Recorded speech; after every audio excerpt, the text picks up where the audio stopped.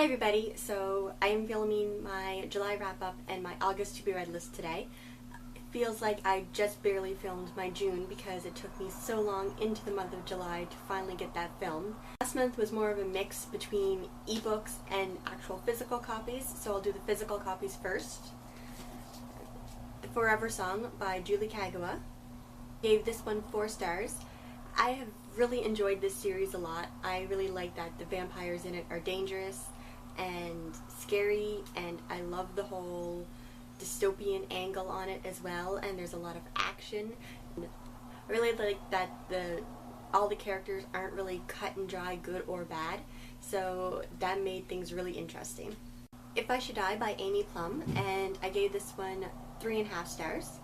This one's the third one in the series. My favorite would be the first, and then this one, and then the second one. There's some decisions that characters make that really kind of didn't make sense to me. There's a bit of predictability, and it took a while for the action to finally get started.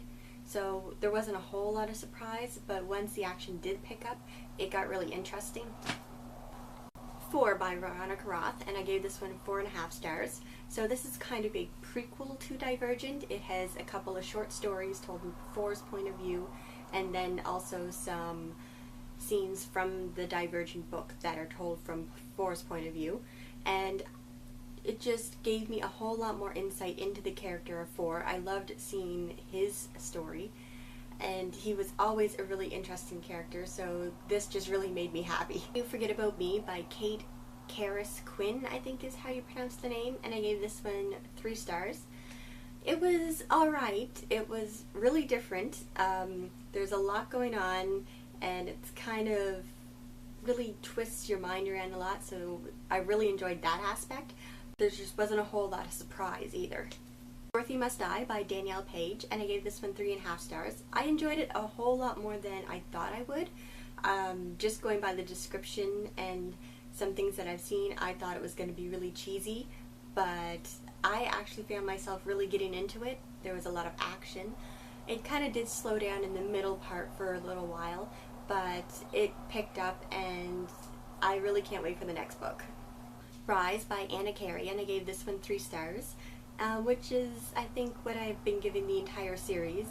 It hasn't been blowing me away, it's just kind of been a good read, predictable.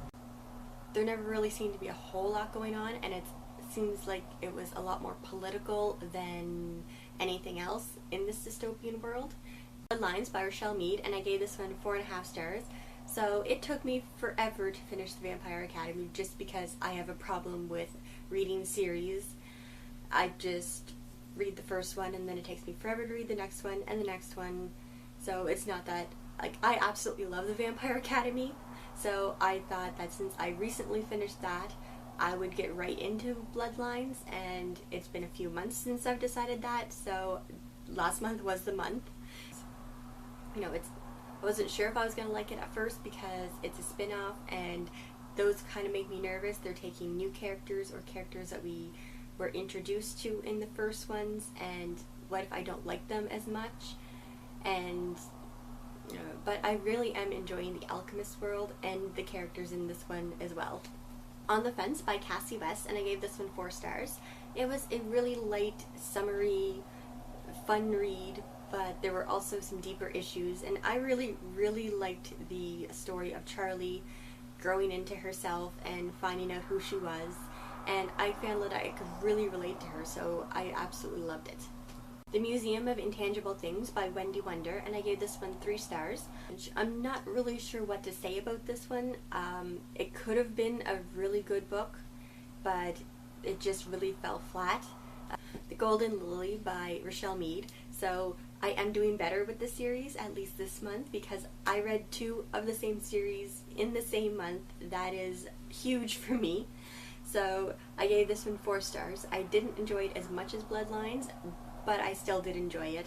There was a lot of action in this one. We're getting more of the world building for the alchemists, and that's really interesting as well. So I'm excited to see where this series goes. I might actually end up catching up to this series before the end of the year. Just for Now by Abbi Glines, and I gave this one 3 stars. It seems like except for the Vincent boys and the Vincent brothers, I think I've given all of her books 3 stars. They're just kind of really fun reads. There's not a whole lot of mystery or twists and turns to them. They're just kind of, they are what they are. They're easy to read in an afternoon, especially if you're just gonna chill out by the pool or on your back deck. For the ebooks that I read this month, Blood and Gold by Anne Rice. So this is one of the books in the Vampire Chronicles, and I gave this one 3 stars. I really enjoy the first few in the series, and also Blackwood Farm by Anne Rice, which was also 3 stars, and they were both rereads because I am rereading all of the Vampire Chronicles books before the new one comes out. Falling Into Place by Amy Zhang, and I gave this one 4 stars. So this one comes out, I believe, in September. I really feel myself enjoying this one. There's a lot of back and forth between the present and the past, and the narrator is very, very unique, and it was really interesting to see what was leading up to the main character's decision to drive her car off the cliff, and also see the reactions of her mother, her friends, the boy who had a crush on her, all of these different people. So it was really, really good. Magnolia by Kristi Cook, and I gave this one 3.5 stars. It was a very quick, easy, summery read, and I really feel myself falling in love with the characters and just the whole idea that it is, instead of the 2 teenagers falling in love and the families are feuding, it's families who have been close for generations and have always wanted that marriage in the family, and finally they get these 2 kids that are the perfect ages, and the kids hate each other. So it was just a lot of fun. Feral by Holly Shindler, I think is how you pronounce the name, and I gave this one 4 stars. This was a really creepy read.